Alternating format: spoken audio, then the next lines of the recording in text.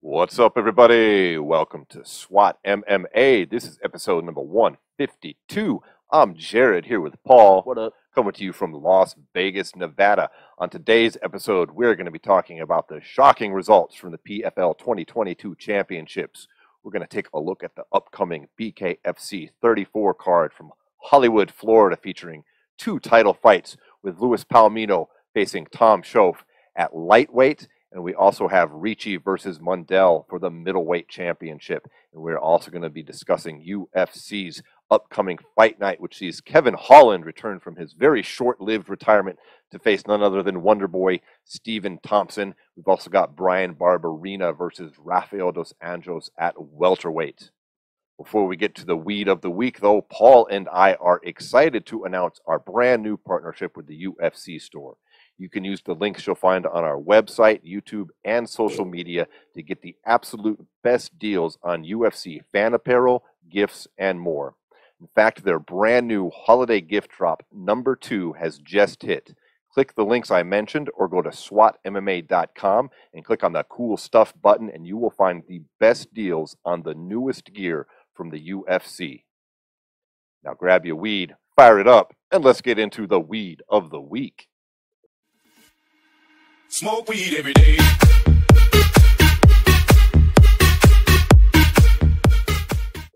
Alrighty, so we got a couple of solid new strains on the show today. So we do have some scones by Lit, which is lost in translation. Is that what you got right here? Yeah, this is what I got fired up here in this joint.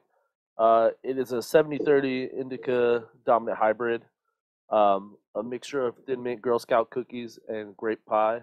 Dude, look at all the resin already piling up on the outside of this joint right there, dude. It's pretty smooth too. Like it's not too harsh, you know. I mean, a lot of those like Girl Scout cookies, off like different brands and stuff like that, tend to have a smoother taste, I feel. Oh, that's nice. Yeah. And then also we do have some secret. What did you say it's crossed with? I'm sorry, go back to scones. Thin Mint cookies and grape pie. Dude, I was actually going to say, I feel like there's a little bit of a mint aftertaste on this. I don't always get that minty terpene kind of flavor, but I actually got that here. That's nice. This is a nice fucking flavor. It has a little bit of limonene and linalool, so that's probably. What's the THC on this bad boy? 23%. 23? Yes, sir. So this is from Lost in Translation Lit. Yep. I like it. What else we got? You were saying? We also do have some secret weapon from Prime. It's a Steve Dominant Hybrid 6040. It's a mixture of Cheesequake and White Widow. Now, I'm interested in smoking that one a little later in the show because when we first got, legalized here, I was doing reviews on our sister channel, the LVME on YouTube, and I did one on Prime, and this particular strain, and it looked super gorgeous, and it tasted like absolute dog shit. But Prime has gone on to be a very successful company, so I'm either chalking that up to new growing because it was right at the time of legalization. There's a lot of people that weren't really curing their weed properly and so on. Because I don't see if they were still making that garbage at the price I paid, like $30 a gram at that time. I'm excited to see if they've improved it, and I'm going to guess that they have. But we'll see, man. Yeah. We'll see. Maybe we'll just have to throw it away. Maybe it won't be good enough to smoke. We're that bougie. No, we ain't never that bougie. All right, what else we got? We got one more? And then we also do have a strain that we've had on the show a few times, some Animal Face, which is Animal Cookies. Face Off OG, yeah. I like it. Man, this thing is practically dripping resin. That's when you know it's just... Yeah, honestly, dude, I always feel like a lot of Lost in Translation's freaking weed, and I really like their concentrates as well, but I feel like they always have real good flavor and real good terpene profile. Yeah, I've messed around a bit with their concentrates in my cooking. Yeah. And they're nice. Their THC percentages are nice, and exactly what you just said, the terpenes are very good. Last night I had gotten edible from this DJ at my work. He was like slipped me edible from the cookies brand. It was this like lemon cake freaking gummy. Dude, it was crazy how good it tasted. It tasted like there was no THC in it. It was 25 milligrams, so like, you know, it wasn't gonna like throw me on my ass or anything. But it gave me a pretty solid buzz. Like, I was like, damn, really? That's pretty fucking good. Dude, I wish I could get a buzz off that. Like, and I'm not saying this in any type of braggadocious manner, because it doesn't even matter if I take a long break from edibles. It's not my tolerance. It's just the way my body is. Like, if it's not 100 milligrams or more, I basically can't feel it. Yeah, and even at 100 milligrams, it's like I kind of feel it. I really need like 150 to 200 to be like, okay, I'm stoned, you know? It wasn't like I was like stoned though. It was just like a little like lifted feeling, you know what I mean? Like, you know, I've tried those smaller ones. It's like I didn't eat anything, which just bums me out. Like, it's like, that sucks, dude.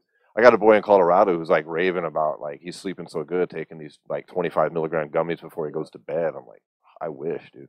But if the price is that shit, because here in Nevada we got the 100 milligram cap on our edibles, you see, and that's the problem. Yeah, and so it's not like in other states. I mean, they'll sell you a candy bar that has 1,000 milligrams in it. Unfortunately, we can't do that. I had a friend who made me, well, it was nuts. So we threw like, I think it was like, she was just trying to get rid of like a bunch of weed that she had. She's like, oh, it's kind of like, I don't really like the taste of like smoking it. So she put like 38 grams in this like pot on this like fucking tin of brownies. Oh, damn. I was like, all right. Well, I was like, you know, if it's mids, you know, like 20%, like 17% THC. Yeah, it's only like 2,000. You only get like that's what I'm saying, probably like 2,000 milligrams in the tray. The thing is, we split the whole tray. Because we were like, oh, it's mids. We got to eat like the whole thing or it's not going to affect us. Dude, lost the whole day of my life. Lost the whole day. Yeah, I bet you did, homie. Fucking went home on a Wednesday night, woke up on a Friday morning. And I was and you were like, what? I was like, on the Friday morning too, I was like, damn, I'm still high. It was fucking nuts. I like it. I like it a lot. Well, as we're continuing to puff down, we hope wherever you are, if this is your thing, that you're enjoying that as well. Hopefully it's legal where you are like it is here with us. Let's jump into the combat sports, though, my friend. We had a lot of big action in the PFL. Now, it's too early to talk about whether or not their pay-per-view was a success in terms of sales, and who knows if we'll get accurate information as to that or not. But it does seem to have been a success in terms of results. It seems like it was an exciting card. I didn't watch it. I wasn't gonna pay that much money for a PFL card. I'm not gonna lie. But I caught it on the internet pretty much. We saw a lot of things that went down. But let's start with the big news out of it, which was, you know, Kayla Harrison fighting Larissa Pachenko for the third time. Everyone kind of just wrote this off, didn't they? Yeah. And we had a shocking upset. Yeah, it was a close fight, don't get me wrong. The scores ended up being 48-47. Across the board, yeah. And so obviously there wasn't just all Pacheco, but it was just like, what I saw was just a serious want and went out and happened as far as like Larissa Pacheco and wanting to be better and wanting to make this fight, like, you know, take the fight to Kayla Harrison. Because I feel like one thing that has kind of been the theme in Kayla's career is her ability to just like kind of storm the gates early and just be too much to handle. Yes, definitely. And I feel like that was one thing that Larissa never really let her just completely take over the fight. There was always a point in the fight where, you know, there was no dominance by Kayla Harrison, basically what I'm saying. And that's always been her more or less path to victories, is dominating her opponent. And I feel like this was a good lesson for her. I mean, it's kind of hard to get up. We talked about this in the past. Like, when you beat someone twice, going into a third fight, the hunger maybe wasn't there, and that could have let's talk about that as well. I mean, no disrespect to Pachenko, this is the trilogy fight that nobody outside of her and her fans wanted. I mean, Kayla Harrison, what does she need to fight for a third time for here? You can see where she might, I'd hate to say overlook her and not attribute that. I mean, Pacheco went out there and got the job done, but I'm saying the drive, that fucking drive to go out and earn that victory, I think is going to be a lot stronger coming from Larissa than it was coming from Kayla Harrison, just by natural human psychology, right? And I think that played a part in it. No excuses here. Kayla's part of her job is to overcome that. That's her job, and she didn't do it. And Pachenko went out and earned herself a victory here, and she's not going to go undefeated. I don't give a fuck.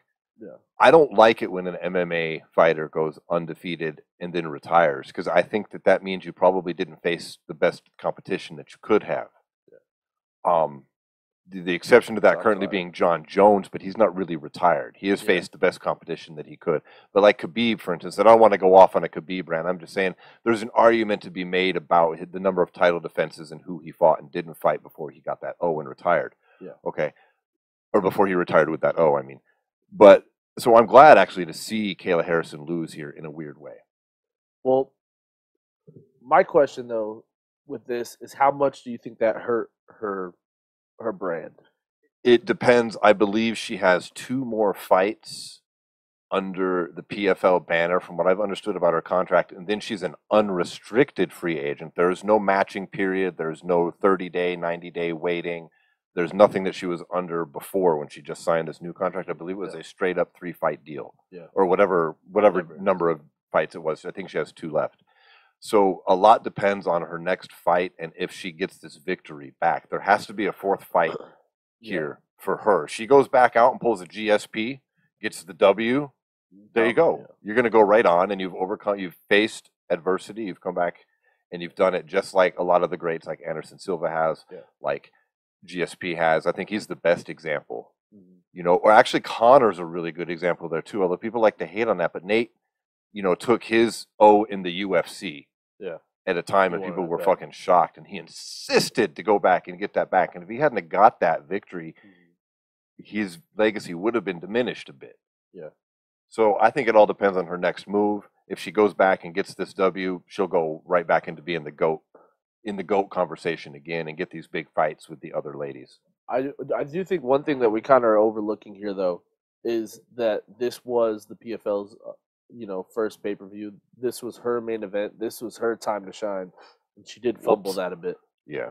You know, I think that does go into it a bit as well. Like, I would think there had to be a lot of pressure from, outside sources. You know what I mean? I would think the PFL is pissed right now. Like, they're not happy. They want her to come out and obliterate Pachenko, I would think, to be their next big star, so they can be like, look what we got here. Instead, they've got a close-fought decision here. But all the praise in the world should go to Larissa Pachenko for overcoming tremendous odds, getting this W here, and forever being the first person to defeat Kayla Harrison in mixed martial arts. Now, there was some other pretty interesting fights. Let's go ahead and move on to them. What about I believe it was the co-main event. Wasn't it Bubba Jenkins versus Brendan Longname? Yep. For the featherweight championship? Yeah, really good fight. Super good fight. Bub Jenkins was doing pretty good, honestly, early in the fight. But one thing that Longname did that was just, I think, the difference in the fight was his ability to chop at Bubba's legs. Like, he was just couldn't really use, one thing about how Bub Jenkins wrestles is a lot of explosion. It's a lot of big takedowns. It's a lot of, lifting guys off the ground, a lot of, like, dominant maneuvers that take a lot of energy as far as, like, your legs and your hips. And when you got a guy chopping your legs down, it's kind of hard to fucking take a shot on a knee and fucking blast through and drive him across the mat when your fucking legs aren't working. Absolutely. You know what I mean? And I think that's what was the real difference here for Longname, is he was able to keep Bubba a little bit on the outside, pick his shots. There was a lot of good exchanges in the fight, but literally the whole difference, I think, were the leg kicks. Well, he winds up getting the TKO in round 4 at the 238 mark. Just puts him away with the punches. Yeah. And he makes a statement here. People that don't know his history, he famously won on the UFC Contender Series twice. Dana passed him over twice. Yeah. Basically saying he wasn't interested in his style, wasn't he? Yeah, and it all stemmed from was a dominant victory where he felt Dana felt that he should have gone for broke and tried to finish the opponent instead of wrestling. Instead and he controlling double-legged him and fucking pounded his face in for like 3 rounds. And which is one of the dumbest things I've ever fucking heard on Dana White's like point. Because like, look at all your fucking champions are, dude. Shut the fuck up. You know what I mean? Like we were just talking about Khabib. Yeah, we're just talking about Khabib, GSP, and now we're talking about people like Islam and like Usman and don't fight like Islam Makhachev. Don't fight like Khabib Nurmagomedov. It's fucking stupid. Who, as much as I might kind of dislike a lot of aspects of those people, there is no denying they're one of the premier training camps and gyms in mixed martial arts right now. They're winning in Bellator. They're winning in goddamn UFC. They're winning in PFL. They're winning in PFL. So, yeah, don't fight like those guys. Go out and fight like Michael Chandler and Dustin Poirier. Who, okay, so they were in a big spot and everybody knows their names, but they're not sniffing them fucking titles right now, are they? No. I hate it when Dana says that shit too, but kudos to Brendan. He flips the fucking bird, and he definitely earned more money here with this victory and this season he's come off of than if Dana had signed him to the UFC. It's undeniable. So it's actually better for him that Dana passed. Now he's a fucking millionaire, at least pre-tax. Okay? Yeah. He's not a millionaire in a few days. Yeah. But, he's well on his way. He's well on his way. Yeah. Yeah. And that's the thing. He's got a 6-figure bank account now. We can safely say that. And so, fucking congratulations. Let's touch on a few other fights here before we move into BKFC. One thing I do want to say real quick before we move on. This is the example of why the UFC needs to take a little bit step back and kind of get off their high horse as far as like things like fighter pay, these cards being, sort of watered down. A lot of the shit that's happened post pandemic is because you have people like the PFL who have the same deal you have with ESPN, who are now entering the pay-per-view space, who are taking a lot of your fighters and paying them handsomely to never want to come back to you. But when you lose guys like not to say that the guys who all won, women and men who won the PFL championships are the best of the world, but I'll tell you what, they're getting paid like they're the best of the world. UFC quit being the best of the world a long time ago. You know what I'm saying though? Like there's now. I feel you. There's now, if I'm a guy who's like someone we're going to talk about next on this card, like Oliver Aben-Mercier, who was a middle of the kind of pack UFC in the UFC for a while at lightweight. He was like creeping in the top 15. Like he's a quality fighter, he's but a quality that's a fighter, Shark Tank. It was a tough division to get through. There's certain divisions in the UFC, without a doubt, they have the best in the world. Lightweight is one of them. Like the top 10 at lightweight, top 15 is an absolute Shark Tank. The whole division is really. Yeah, 100%. Yeah.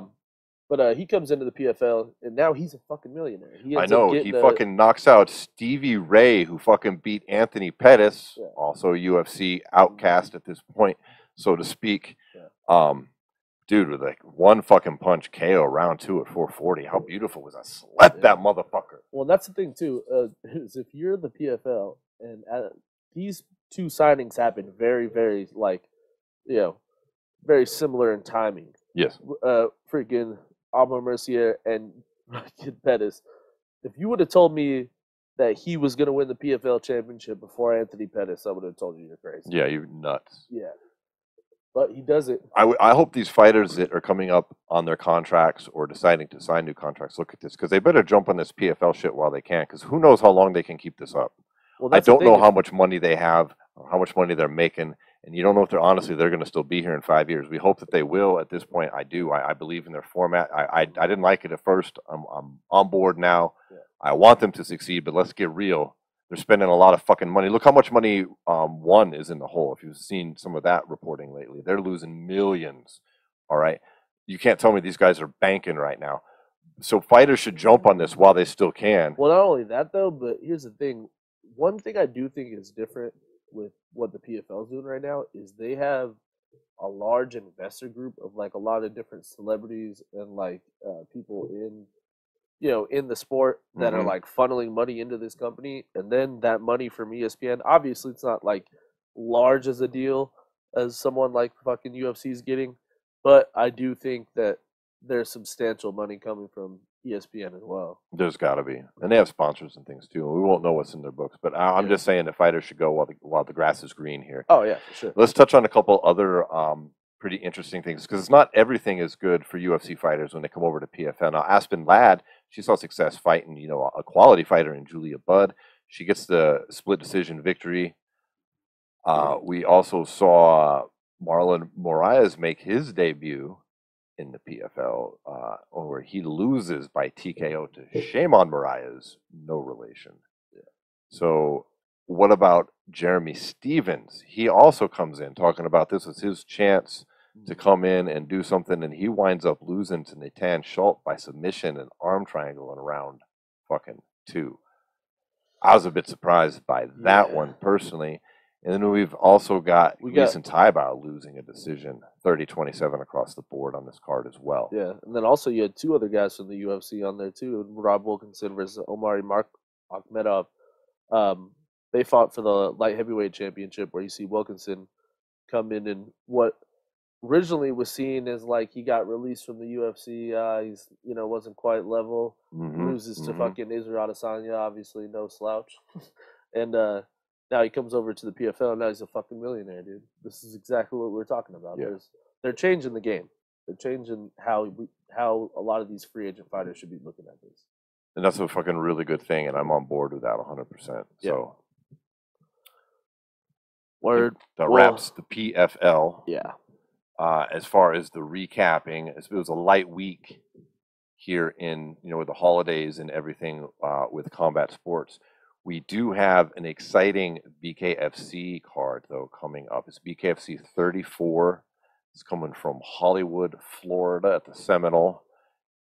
It's a great card, top to bottom. I would argue that the BKFC cards always are. And I'm going to say it again. This is no sponsorship, but it should be. BKFC is the best $5 you can spend in combat sports. You should get the app, bkfc.com. It's $5 a month, and you get all their pay-per-views, plus their library of past cards, shows, interviews, all kinds of shit. Best $5 in combat sports. BKFC 34 has 2 title fights at the top, Paul. We've got the lightweight championship, where we've got Louis Palomino coming in and defending his lightweight title against Tom Schoaf. Now, the last time we saw Palomino, Paul, he was beating up Elvin Brito for the welterweight title. He is a current dual title holder, champ in the BKFC, and he is arguably, although I don't think the argument against him is much, the pound-for-pound best bare-knuckle fighter on the planet. He's 7-0, dual champ status, looks like a wizard every time he's out there. Tom Schoaf is on a 3-fight win streak. He's 4-3 overall. He's got a lot of experience in BKFC. I just have to tell you, Paul, while you're firing up that joint, what are we about to smoke? This is that secret weapon. The secret weapon. I got to tell you, I just don't see Schoaf having anything here for the champ.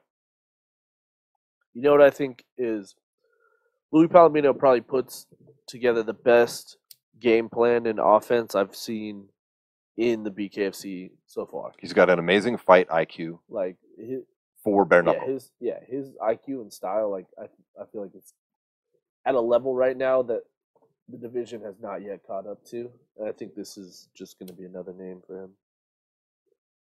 Me too. I'm excited to see him hold both titles. You know, just as a quick aside, I'm immediately wondering about this secret weapon. It's not firing up very nice. Yeah, and I'm expecting. I'm very curious to see how he ends up doing as far as like when he defends both these belts, and if he's going to do both, because I think a fight between him and Connor Tierney at the weight class above makes a lot of sense for him next. If he's the welterweight showdown with Connor Tierney should be where it's at. Yeah, I mean, I wouldn't. Man, the thought of that fight gives me goosebumps. Yeah, Connor, I think, is right up there in the conversation for the best pound-for-pound fighters on the planet in bare knuckle. Yeah, and to see him versus Palomino would, holy shit. And just the clash of styles as well, because Palomino's such a grinder, and then Connor is such a like tactician that Connor's movement in the ring is amazing. Yeah. I can't wait till we get him back on the show again to talk about this stuff, man. But I'm picking here the lightweight champion to remain the lightweight champion, to go to 8-0, And I'm thinking we're going to see about a 4th round TKO here. Yeah, I feel that. That makes sense. That's my prediction. I'm going down to the round, 4th round TKO. I feel that. You're not feeling the upset? No. All right, let's talk I about agree that. let's talk about the middleweight championship. Now, this is for a vacant title. Yeah. All right. We have got the number 2 light heavyweight coming down in David Mundell. Mm-hmm. All right. And he's facing off against Francisco Ricci, who is the number 1 ranked middleweight. Now, this is a very interesting matchup of size and style. Champion. And he's the interim champ as well. Look, we've got Ricci, who's technically a lower weight class here at middleweight. He's 6'3", right? 79-inch reach. He's 5-0 in BKFC. Yeah, he's humongous. Yeah. Now here's the weird thing: Mundell coming down from a weight class above. He's 5'8". Yeah, and I do think that's going to be a real big difference in this fight, to be honest. He's 5-1 in BKFC. His only loss is to Hector Lombard, and there's not a lot of shame in losing to Hector Lombard. Yeah. He's won 3 since then. He's even got a win over Julian Lane, which in BKFC is a good. That's a quality win. That dude's a solid bare knuckle fighter at this point. Mm-hmm. Francisco Ricci, his last fight was the absolute destruction of Yuli Diaz, which was. Woo. Yeah, this dude is fucking good. His ability to keep, it's crazy. Sometimes when you watch BKFC, there's like this difference in style as far as like some people are just fucking wild, and then some people just have like just technique that is a head and shoulders above the competition. Mm-hmm. And I feel like that's what we have in Ricci. His ability to just like. He lands with intentions in every fucking punch he throws, and he throws them so precise that I feel like that's really going to be the difference in this fight, because with that reach advantage, with that size advantage, his ability to, I think just bombard Mundell is going to be really the difference here. Yeah, Mundell's clearly got to get in on the inside here and work a lot of hooks to the body. He's got to work uppercuts. He's got to do really almost exaggerated uppercuts if he can get inside to the underneath the chin, of fucking Ricci. There's going to be such a gap there that he's almost like fucking Street Fighter Haruken power punch, fucking spinning uppercut shits to get up there. But if he can, I think that's going to be his key to victory. But I just see that almost as too much to overcome here. Size matters in this fight. And I'm going with Ricci to take that interim title and go ahead and make that, the real title. Mm-hmm. Yeah, I'm taking Ricci as well. I think it's going to be quick too. I think I'm going 2nd round KO.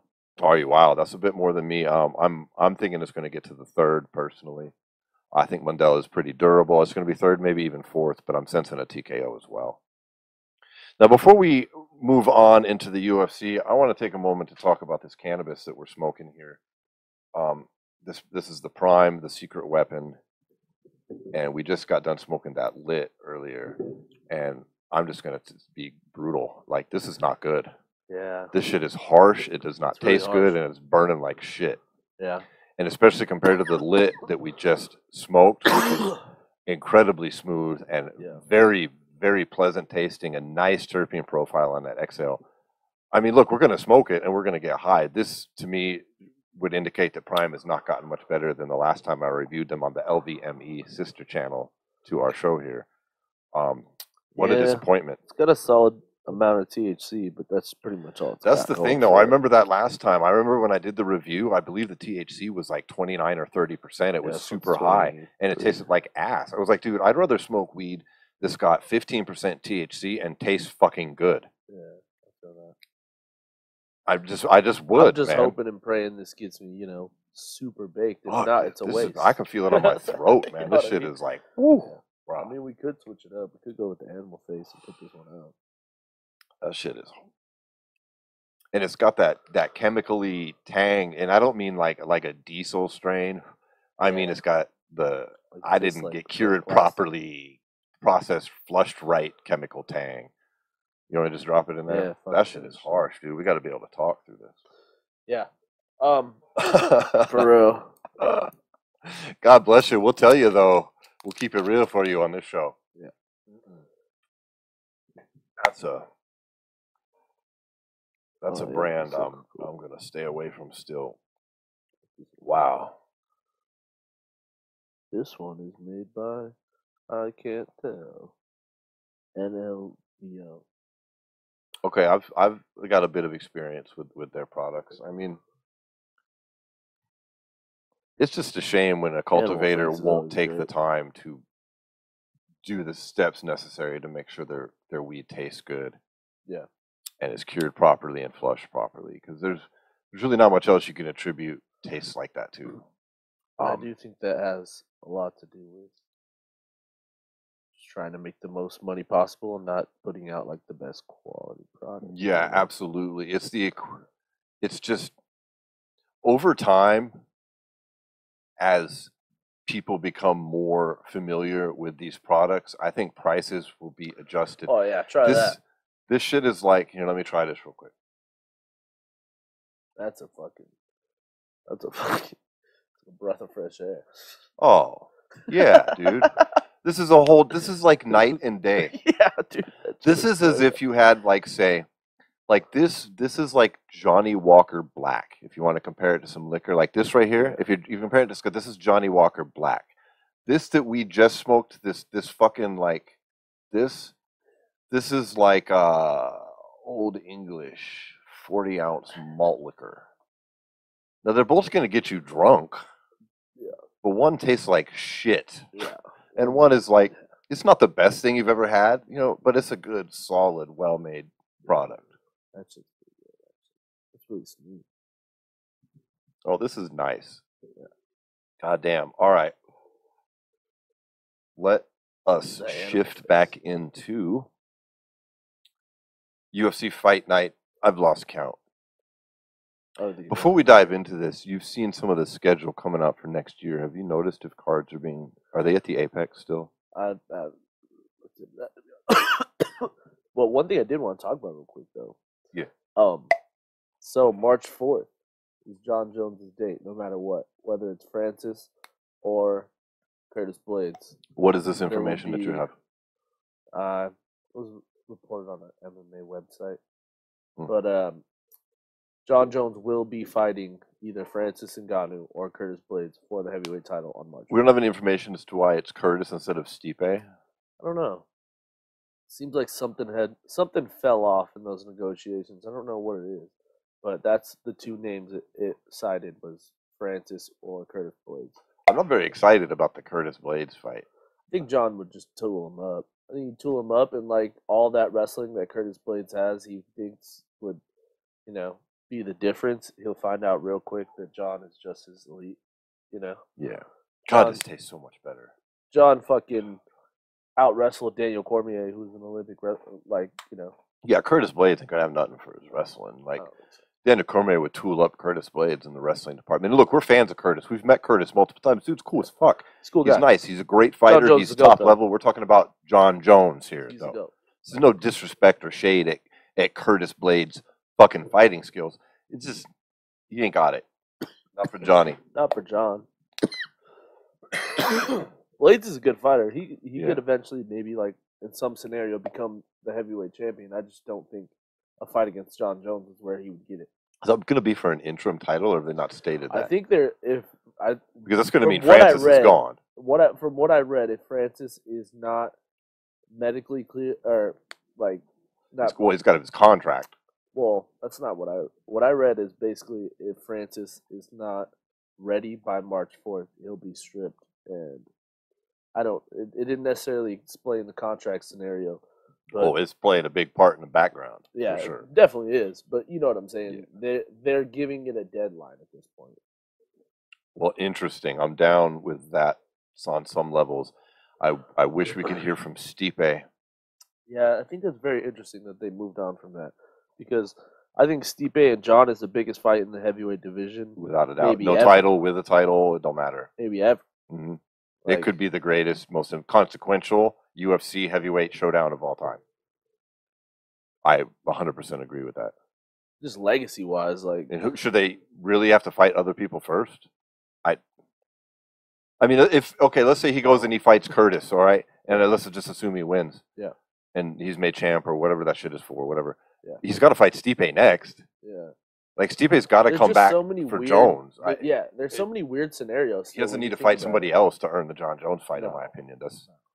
And I don't even know if that's what's happening here. You know what I mean? Because what if it's just like he's like, well, you basically got negotiated out of the fight, and fucking, you know, that's what was left on the table. You know what I mean? This is the problem. And I don't know if this happened, but we've seen scenarios just like what I'm about to describe happen over and over in the UFC where, you know, Jon Jones says, I'll do it for whatever, and they agree. And then Stipe's like, well, I'm going to do it for $6 million. And they're like, I don't know. And John's like, nope, that's good. We're going to do Stipe. You give him that. And Stipe's like, yep, $6 million. And then they're like, hey, Curtis, you want to fight Jon Jones for $750K for an interim title? And he's like, yep, sure do.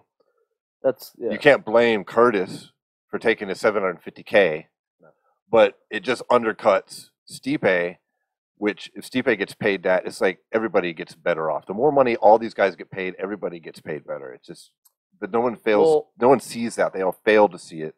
It's not even that they fail to see it, but it's manipulated. I feel like it is completely manipulated by the UFC. You know what I mean? It's just a shame. Yeah, and it's not. I'm not trying to say fuck Curtis Blades for that. And those aren't the numbers that I know. I just made those all up off the top of my head. I don't even know if that scenario happened. I'm just saying that's 100% happened before. In that same breath, it just sucks because it's completely manipulated, and it's manipulated on the UFC side towards the fighter. Because if you're a fighter and someone said, hey, do you want to fight for the one thing you've always tried to fight for your entire career, for a dollar number that you've never received in your entire life, and you want to change your entire life for?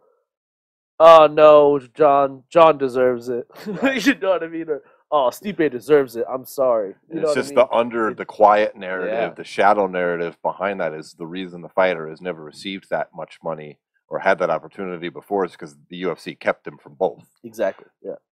It's just like feeding your dog scraps and then giving him a regular meal and being like, aren't you just happy you got your regular meal? And the dog's like, oh, fuck, oh, and licking it up. And I'm not trying to compare fighters to dogs. I'm just saying, should we really be happy when they finally give them something that they should have got a long time ago? Yeah.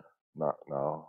Exactly. And I feel like that's kind of been the disconnect between the UFC and Stipe Miocic in the past too. Yeah. Is he's like had these great feats and they've just really never bought in. Like, you know, they've never really bought into the Stipe game. Like, yeah, he's had like companies like Modelo and stuff that obviously are partners with the UFC as well, that have like done good work with him.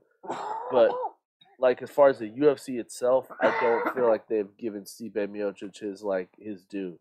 Like, there's always this like kind of, you know what I mean? There's always this like kind of weird negotiation that always happens when he's in these big fights. I was out there in the pandemic, being a first fucking responder while he's heavyweight champion of the world. UFC's crickets on that shit. I'm not saying you should make a buck off the pandemic. I'm just saying, when you got a good story, you got a good story. Yeah. Jesus, let alone anyways. Let's go ahead and move on. Let's talk about the upcoming UFC fight night here, headlined by Stephen Thompson versus Kevin Holland. And before we get to, Kevin Holland back from his retirement, he's been gone so long. He was retired for what, 3 days? We never thought we'd see him again. Hung the gloves up, walked away from the sport, comes back 3 days later. He gave him the Jesus treatment. I'm just joking, but let's go ahead and start at some of these. There's actually some pretty entertaining matchups across this card. This is a really stacked fight night. I think this is probably one of the best fight nights, like talent-wise and like rankings-wise, I've seen in quite a long time. Yeah, it really is. I mean, we've got Darren Elkins fighting on this card. He's always fun. Amanda Hebos and fucking Tracy Cortez fighting. That's a huge fight. That's a great fight. Yeah. We got Michael Johnson versus Mark Dyke. How do you say his name? Diakase? I never fucking say that shit. That fool. But Michael Johnson's fun That's to watch, be a banger, bro. Yeah. Like, that's literally two guys who love to just like throw hands. So like, that's gonna be a really good fight for sure. We've got Clay Guida versus Scott Holtzman. Another great fight. That's a classic fight right there. That's a fight you could have had a decade ago? Yeah. But that's still a good fight right now, man. That's a lightweight. Guida's moved up from the featherweight thing. Guida's just having fun at this point. Yeah. He's just like riding the wave. He's got some good fucking performances. He's had some kind of rough ones, but it's like, if he wants to keep fighting, dude, he's still out there putting in work. That's for sure. Dude, I'll watch him. Oh, Fight yeah. nights are a great thing for fights like this. All these fights that we're talking about here, Yeah. these are the things we should see on these fight nights. And Mm-hmm. while I'm happy to get this at the end of the year on a fight night card, honestly, Paul, I wish they would have just spread some of these fights out to all these goddamn shitty ones we've had for like 6 weeks in a row where they're just terrible. Yeah. But whatever, we're getting this. I'm not going to complain about it. We got Angela Hills fighting on this card. Angela Hills always entertaining. Dude, Nico Price versus Phil Rowe. That's going to be a banger, too. Shit. Eric Anders versus Kyle Dawkins. That's going to be a great fight. At middleweight. That's what I'm saying. Like, these are some pretty good fights. Damn. Who you got there? Who you got in Eric Anders versus Kyle Dawkins? Shit. I think Anders needs a win, man. He needs a win pretty bad. He needs a win so bad. And Dawkins is tough, bro. Like, that fight when he, with him and Kevin Holland, I thought he really, like, showed his... Like he's a problem. Yeah, you know he's a good fighter. Yeah, so I don't know. And Eric Anders has a lot of skill, but I'm kind of thinking Dawkins might get him here, and if he hands, Anders another defeat, that's going to be tough. He might be facing the cut. I don't know. We'll see. I have no idea what his contract situation is, but I like him. I like both those guys. It's going to be an entertaining fight. Yeah, I'm gonna take Anders. We got a really pretty entertaining heavyweight matchup just because at least one half of it, I mean, Tai Tuivasa's fighting. Sergey Pavlovich. I think that's a, number 3 versus number 5 matchup? Yeah, that's solid. I mean, that could headline a fight night card, really. Oh, yeah. Tuivasa has the star power. I'm surprised that he's not the co-main event here. I thought his name value alone is, he should be freaking main eventing a lot of these like little fight nights. You're telling me these last 3 main events are more interesting than any of Ty's fights? Like, come on. Right. I like Tuivasa here, though. I mean, Sergey is a solid fighter, but look, Tuivasa's going to come out. He's hungry. A tough fight. It's a tough fight. He's got something to prove here, but I think he's going to get it done with his big, heavy hands. Yeah, it's coming off that loss for the title when he fought Cyril Gane. Exactly. So this is his chance to get back on track. I like it. I'm rooting for him. I want him to get the big KO victory here and kind of, get a little bit of hype going on and begin so he can get another solid matchup, another KO, another solid win. He'll be right back in the mix because that's the way heavyweight goes. Yeah. I don't want to see him fight Jon Jones. No. Jeez, I can't believe you just said those words. Remember, people were saying that when he was going to fight for the interim title, like, you're going to fight Jon Jones. Yeah. People say stupid things. No shade to Ty, but nuh-uh. It looks like the UFC is trying to put a little shine on flyweight here on this card. Yeah, most definitely. What do we got? You got Matt Schnell taking on Matthias. Don't even know how to say that last name. I think it's Nicolau. Matthias Nicolau. Look. Yeah, it's a 5 versus 7 matchup. Yeah. So these are good like fights that push the division forward. We get these stars made out of these kind of fights. I'm on board with Matt Schnell. I've actually been following his career a really long time. Came across him on fucking reality TV really a grip ago. Yeah. On some shit. I think Dustin Poirier was on it too, way back in the day. Yeah. And I've seen him through The Ultimate Fighter and other things. And I'm rooting for him here. This is a good opportunity for him. And he's in the number 3 slot, right before the main and the co-main events start. Yeah. And if he can come out here and he's an exciting fighter, if he can get an exciting win, be good. Be good for the flyweight division, good for his career overall. So I'm rooting for him. I always like fresh faces at flyweight because, that's pushing the division along that has had a lot of stale matchups over the years that have made people, like, kind of turn their back on that division. But now, like, with these fresh names in there and these real exciting fights that have been putting on, like, I feel like the flyweight division's back. You know what I mean? Before we get into the main event and the co-main event, another kudos here to the NLVO brand with this animal face. This is a very nice strain. Saved our lives.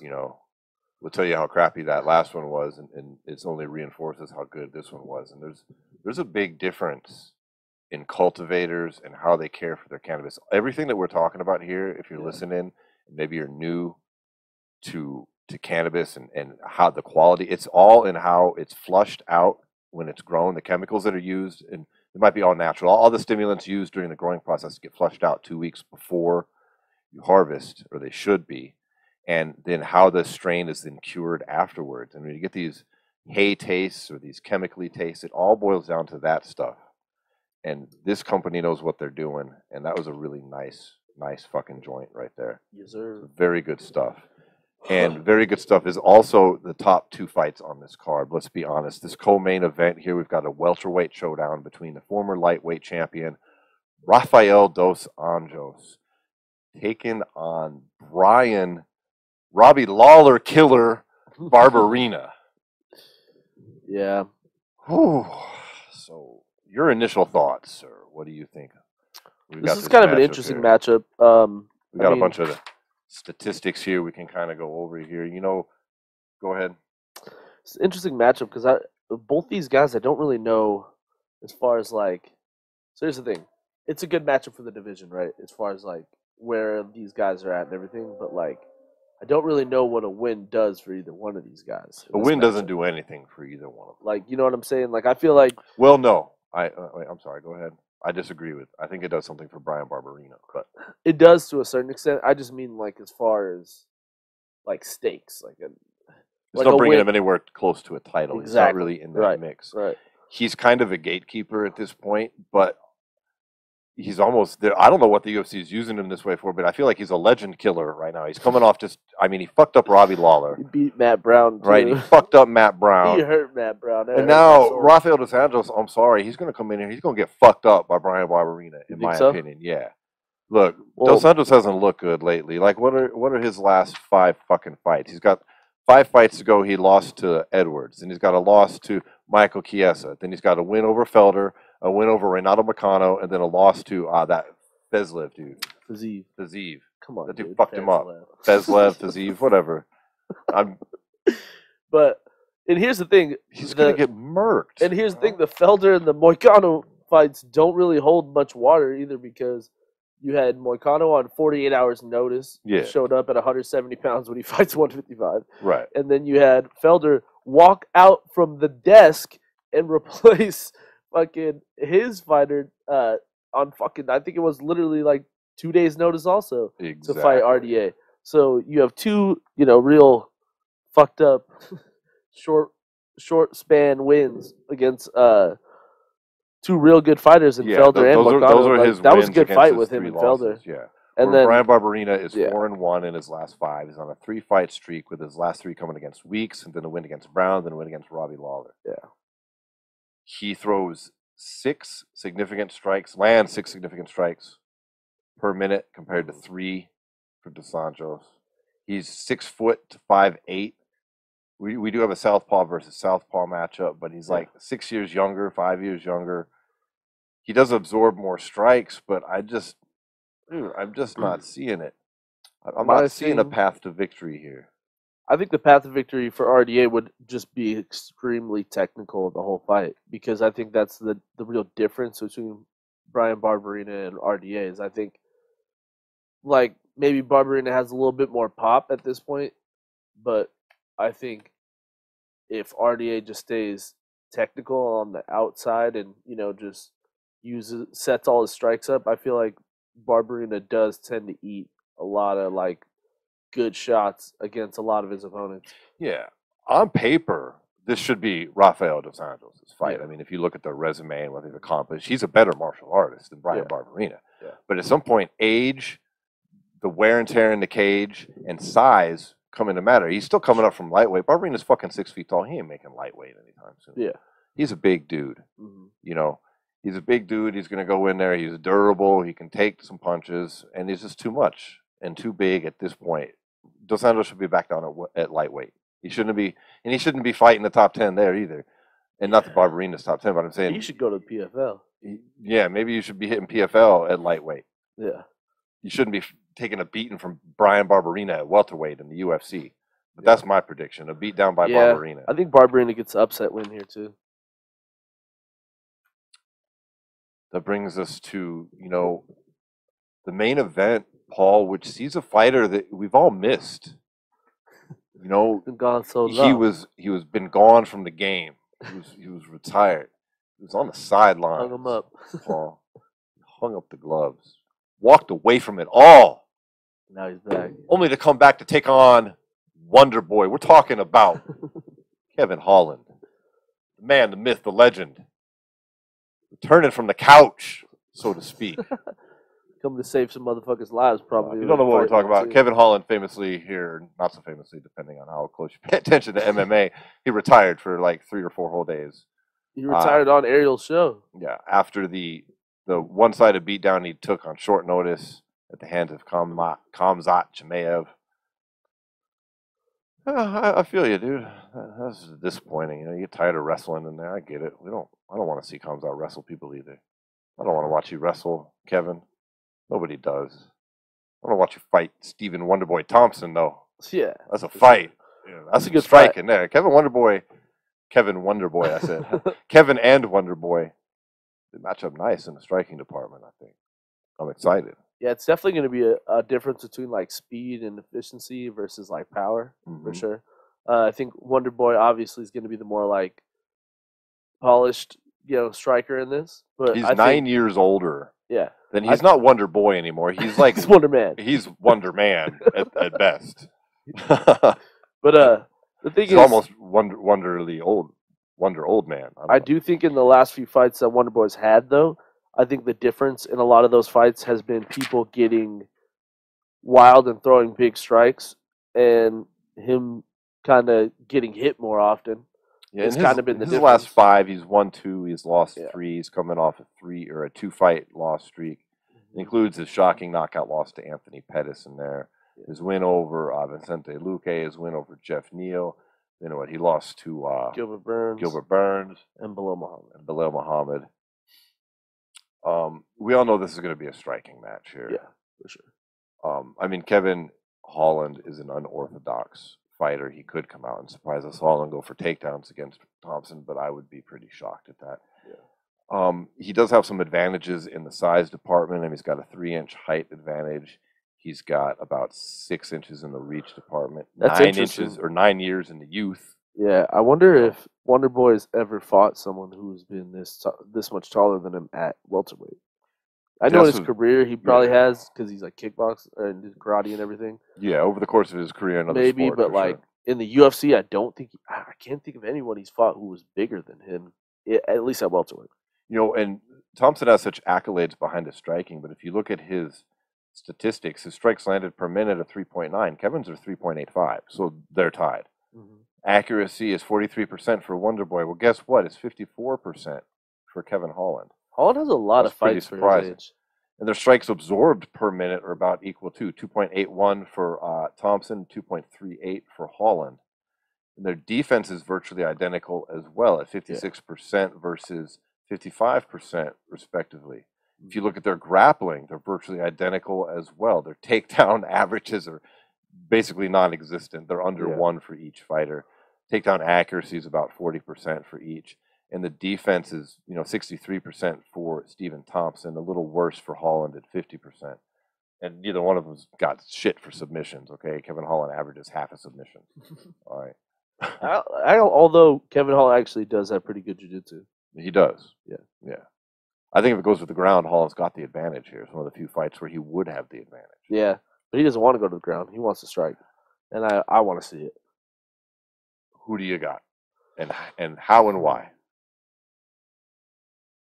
I'm going to go with Holland, just because I think his power is going to be the difference. And I think he's just a younger version of, a guy that would beat someone like Wonderboy Thompson. I'm picking Kevin Holland for the same type of reasons. I think his striking is a little too unorthodox. And I think that'll be the difference where Stephen Wonderboy Thompson is picture perfect for technique. Yeah. And sometimes when you have the advantages that Holland has in the age and the size and the reach, and you mix that with about equal in the statistics department when it comes to striking, so he's got this weird movement and these unorthodox things that he does, I think that's going to be the difference maker here, and it's going to earn him a decision victory against Stephen Wonderboy Thompson. Going 5-round decision, huh? I am going a 5-round decision victory, yes. Interesting. I think we are going to see 0 takedown attempts from Wonderboy, and we are going to see 1 from Kevin Holland. I'm gonna go 3. 3 from Kevin Holland. 3 from Kevin and 0 for Wonderboy. 1 from Wonderboy. Or 2. Actually, Wonderboy has like started to incorporate some wrestling since he's been. You know, I know that's what I was saying. I want to revise. I think 2 and 2. I'm changing mine. 2 and 2 on the takedown. Going 4 and 2. No one's going to land any, maybe, but I don't know. What if that was the difference? What if Kevin comes in and just takes him down, subs him? That'd be cool. What? I'd be clapping. But yeah, this is an interesting fight for sure, and I'm gonna go with Kevin Holland by knockout in the second round. Wow. Yeah. Wow. Because I really think the big difference when kind of similar to what you were saying before with guys who are super technical like that is when people get like wild, and then he also has those like reach advantages and everything. Sometimes those wild shots just land perfectly when they're not supposed to. You know what I mean? That's kind of what happened when he fought Anthony Pettis, and Anthony Pettis fucking Superman punched him after he whooped Anthony Pettis' ass the whole time, kept him on the outside, was doing everything perfect. But when you have that, that equalizer, whether it's, great hands or, great kicks and stuff like that, which I think Kevin Holland does. Yes. It doesn't matter. It's not going to matter how technical Wonderboy is. I think there's just going to be a shot that's going to hit him that he's not going to see, and that'll be the end of it. Great. I like it. I'm excited. I'm looking forward to the card. Me too. For all the shit we talk about these fight night cards, this one's a fucking home run. Yeah. Let's do it. Definitely. And we've got BKFC on top of that as well. It's going to be a great weekend of fights. Yeah. So, we've also got other things that we couldn't really touch on, but we can only do so much in a show, but there's some great boxing. I mean, Tyson Fury, I believe, is fighting old boy this weekend. Oh, is he? Yeah. I mean, there's not a lot to get excited about there. I mean, he's fighting. I thought that was on the 30th. The 3rd. Oh, 3rd. Yeah. Oh, shit. So, I mean, that's only interesting, really, if Fury loses. Although Fury, he is saying that if Usyk isn't ready to go in February, that he will fight Joe Joyce at Wembley Stadium. And then he is saying that he wants to fight 3 times minimum in 2023. I thought he wanted to retire. That's what I'm saying. But we knew it. We knew it at the time. Neither one of us fought that retirement shit. That was a tactic to try and land the fucking Usyk fight. Yeah. And it didn't work. And like, Tyson Fury can't retire like this. We already know it. And now he's talking about, he's squeezing this fight in, which is just a stay active fight right here against, what's his name? Derek. Yeah. So that's interesting, though. Yeah. It's interesting. So we'll talk about the results next week on, the boxing and some of the other combat sports that are taking place. So. Fucking Tyson Fury, I know. Oh, we got that Tank Davis Ryan Garcia fight has been confirmed by Showtime too. Yep, that got confirmed, and it sounds like Spence and Crawford are fucking gonna fight now.